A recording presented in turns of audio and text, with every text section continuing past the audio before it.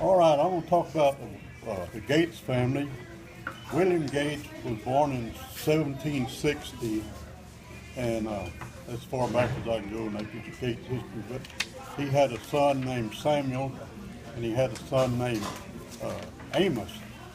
They left North Carolina, and they had I'm going to make it brief as I can, leave out a lot. They traveled from North Carolina to Kentucky, spent some time in Kentucky, went from Kentucky to Tennessee, spent some time around Memphis, and moved down into what was Arkansas later, around Little Rock, and stayed there for a while. And then they moved on down to around Texarkana, and while they were there at Texarkana, Stephen F. Austin came through with his 300th colony, and they joined up with him and came on to Texas with him. When this Amos was joined up with Stephen F. Austin, Austin made him the advance guide to go down and check out camping places and check for Indians and all that stuff.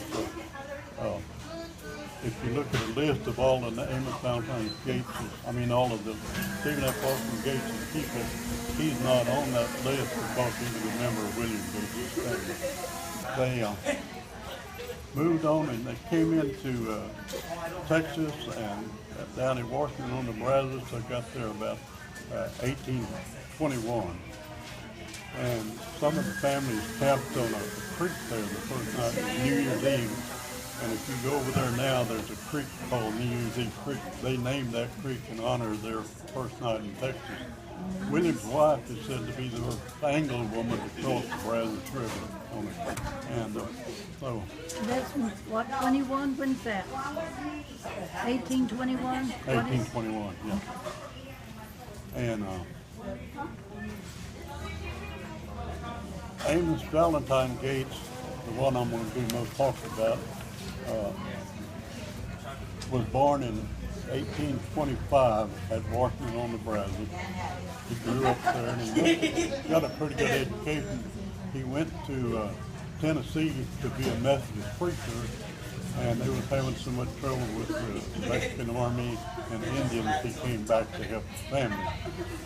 And William Gates went back over to Nacogdoches to visit a daughter of his, and they don't know if he died over there or is buried under where the lake is now. They don't know that. I don't know this William Gates is. Anyway, Amos Valentine Gates was born in 1825, grew up and went to school. And when he came back, eventually there was a caravan coming through Texas. Amos Valentine Gates joined up that caravan and came to the Blanco area.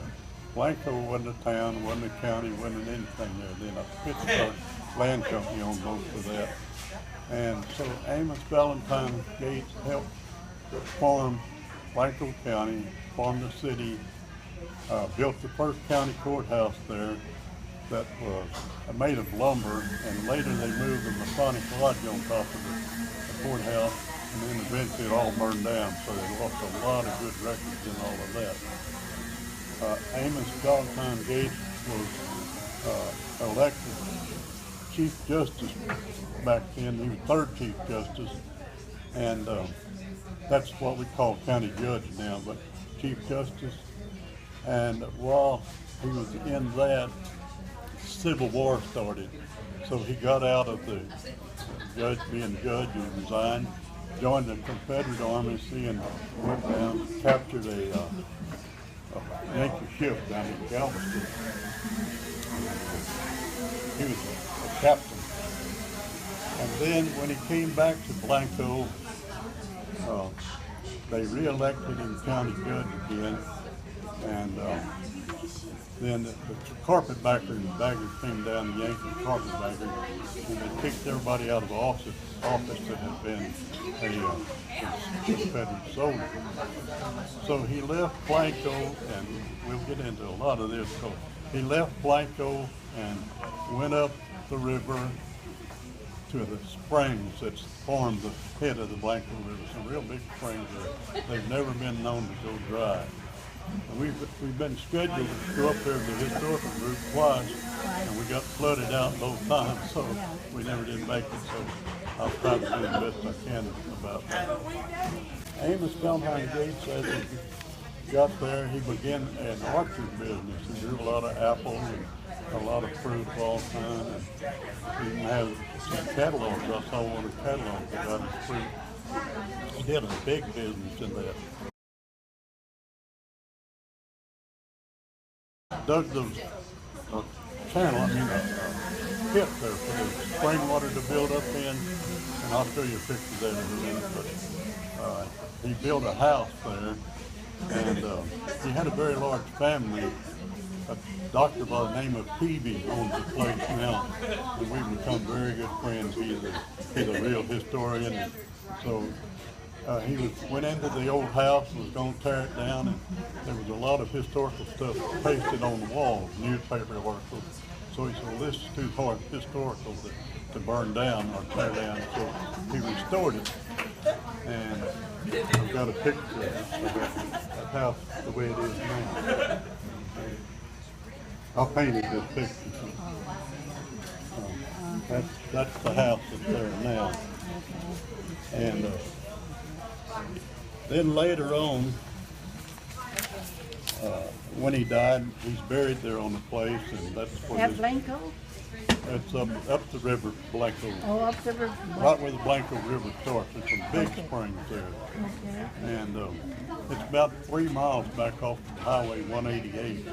Real crooked road and real kind of tricky to get back there to it. But Dr. Peavy, we became real good friends. He don't live up there, but he said, Melvin, said, you need a key to my combination to my lock up here so you can get in, come up here anytime you want to.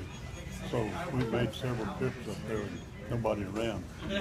Now Dr. Peavy he's got 2 sons, and he's given all of the property to 17% to the 2 sons. But I guess he kept the property where the houses are and all the historical stuff. And Dr. Peavy, he kind of surprised me one day. He got a wife and 2 kids, and he come to me and said, Melvin, I'm 70-something years old. I've only got 1 patient, he's a dentist. What do you think about me retiring? Well, I didn't ask his family, I don't know. But I said, well, sounds like a pretty good idea to me. So the next few days he retired, shut his office down, and just went from there. But I don't want to talk about Dr. Peavy. I can talk about him all day. He's a great guy. Amos Valentine was buried there. His wife is buried there, and there's a picture of their grave in here. And that's Amos Valentine Gates and his wife there. This little book, Amos Valentine Gates was a part-time Texas Ranger. And we put a marker on his grave up there on the range a couple of years ago. And my daughter had this book with us, so I'm going to pass it around. The former Texas Rangers are trying to find all of the former Texas Rangers and where they're buried. And when they do, the family has to buy a plaque to put on the grave. It costs $45. But then that makes you a member of the former Texas Rangers. So I'm a member of the former Texas Rangers now. But I met the president of the former Texas Rangers, and there's a log house was moved out there by Dr. Peavy much later, and there used to be, this is a historical moment in itself, but historical, that log house, at one time there was a fort in North Fredericksburg in the late 1800s. And it was lasting about 5 years, and it just fell apart. And And later, a man went out there and gathered up some of those logs and took them and built a house back out of them. And he raised his grandson there. Had it a long time, and then I guess he died, and the house fell apart again. So Dr. Peavy was looking for a house, and he found it. hauled it out to his place, and they restored it out there on his place. And I guess it had 2 bedrooms, so I guess that was for his boys, 2 bedrooms for his boys. And they built another little log house outside in the back for the restroom. And this water at the springs is very pure. I talked to a man from the state health department one time, and he said it's the purest water in the state of Texas, because there's nothing to pollute it, no septic tanks or nothing.